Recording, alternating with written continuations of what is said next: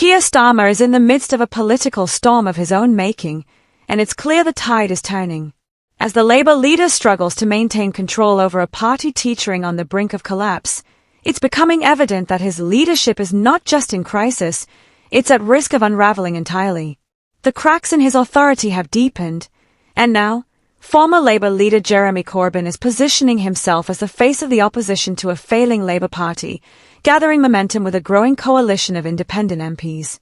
If Starmer thought his leadership would be solidified through the handling of welfare cuts and a shift to the right, he has severely miscalculated. Corbyn's resurgence and the rebellion within Labour itself are symptoms of a wider, more troubling issue. The party is no longer the voice of the working class. It has become a hollow shell controlled by political elites who are out of touch with the real needs of ordinary people. The public discontent with Starmer is palpable.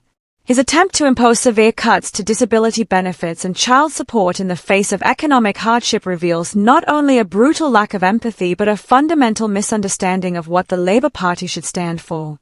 Labour is supposed to be the party that protects the vulnerable, the party that fights for the working class, not one that sides with austerity and the wealthy. Yet, in his quest for political respectability, Starmer has abandoned the very principles that once defined the Labour movement. Now, as he pushes through his welfare cuts, it has become abundantly clear that he's more interested in appeasing the political establishment than championing the disadvantaged. Enter Jeremy Corbyn. While Starmer is bogged down by internal rebellion and crumbling support, Corbyn is galvanizing a new political force. He's not just venting frustration from the sidelines, he's actively building a coalition of independent MPs who have taken seats from Labour in constituencies that should have been safe Labour strongholds. This is no random collection of disgruntled politicians. These are MPs who ran on progressive, pro-Palestinian platforms, speaking to a demographic that has long felt alienated by Starmer's leadership.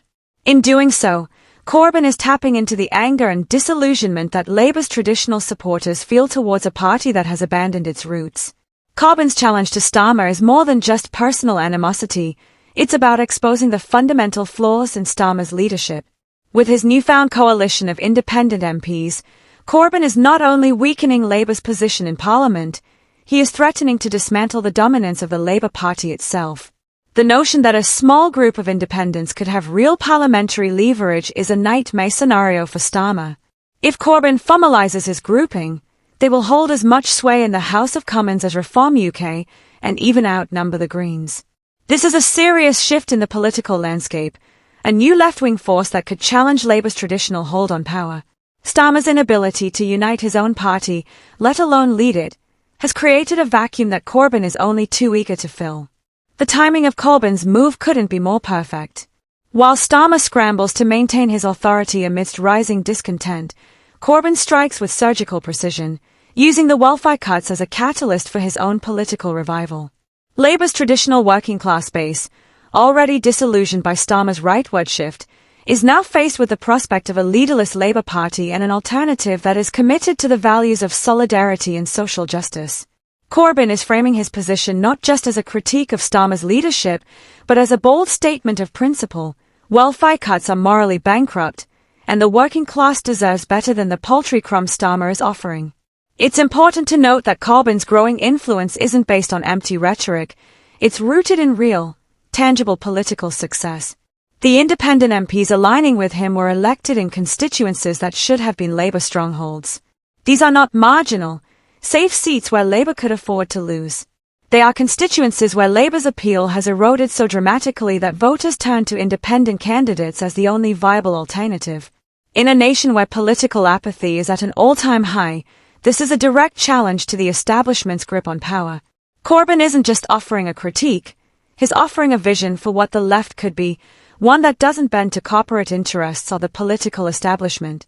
But perhaps the most damaging aspect of Corbyn's challenge is the way in which he is dismantling Starmer's claims to represent Labour values. Starmer, who once positioned himself as the heir to a great tradition of social justice, now finds himself on the wrong side of history. His stance on welfare cuts, his abandonment of Labour's socialist principles, and his shift to the right have left him exposed. In Corbyn's words, there's never any money for the poor, but always enough for war. This stark contrast between Starmer's Labour and Corbyn's vision could not be more telling. Starmer's mismanagement of Labour's internal strife and his willingness to sacrifice the party's core values for political expediency have put him on the defensive. The rise of Corbyn and the independent MPs is a direct challenge to his leadership and to the very idea of what Labour should stand for. As Starmer continues to alienate his base, Corbyn is positioning himself as the standard-bearer of a new, more progressive politics. The battle for the soul of the Labour Party is only just beginning, and if Starmer doesn't act quickly, his leadership could be a casualty of his own making. The question now is whether Starmer can salvage what remains of his credibility, or if Corbyn will lead a political revolution that reshapes the British left for good.